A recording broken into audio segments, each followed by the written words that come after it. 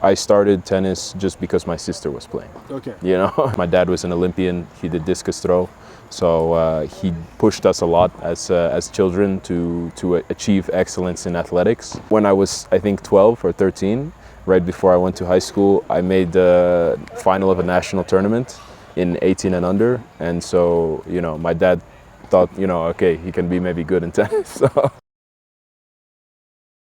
It's a great question.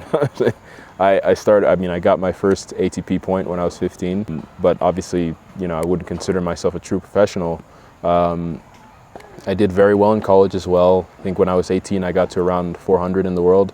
I got injured, and then I came back. Went back to school while I was recovering, and then I recovered, but then mentally still hadn't really fully recovered and tried to play, but didn't have a lot of confidence in my body. And last year was my first. It was my first full year as a professional. Okay. But obviously, I had been playing on the pro tour pretty regularly since I was like 16, 17 years old. My mom is from Belize, from Central America. She actually lives pretty much on the border, Belize and Guatemala. And my dad is from Nigeria. As a black tennis player, there's not a lot of places where you can go and you see a lot of people that look like you. I played in Lagos and Abuja a couple of times. A few years ago they had 25 plus H, I think, in Lagos, 2 in a row, and they had also Abuja 25, and that was really fun for me. I wish they would bring it back, you know, because I really love being in Nigeria, but you know, also Rwanda is very nice, of course. I came here last year. I mean, there's not a lot of players as well. Like we know each other, we all know each other, and we have a good community there. But it means something special to be able to go out in the city and go out in the country and see a lot of people that look like you. And I don't know. I don't want to say it like it makes me feel comfortable, like as in it makes me uncomfortable to be around other people. Of course not. But obviously, like you feel a little bit more at home when you see like people that look like you around everywhere. I think that also having players that are achieving at a high level is very important, and like seeing guys like Calvin out here, or even Eliakim, he's a young guy but he's doing very well. It can be very much motivating and show kind of kids around the world, even because, you know, Challenger TV does a good job of promoting the events and everything.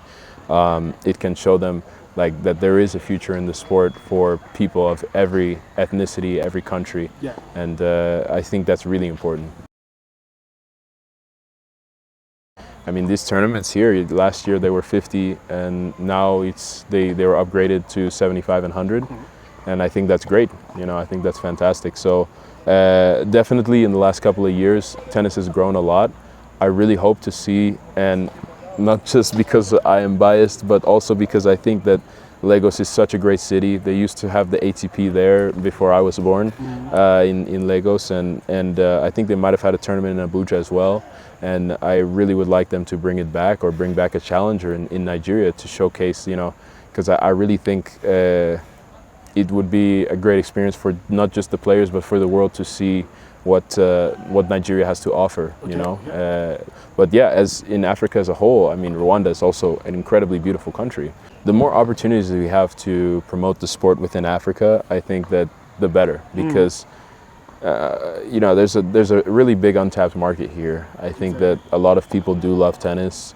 In the past, a lot of people didn't get opportunities to play tennis in here because there weren't a lot of tournaments. They started adding ITFs in Kampala. I think there was some in Kigali as well. They added Abidjan in Côte d'Ivoire next month, and a couple of other ones as well, if I'm forgetting all of them. But it used to just be North Africa, you know, Tunisia and Morocco, I believe. But now, you know, they're working their way down, you know. And I think, any chance that we have to promote the sport more in Africa, we should take, for sure.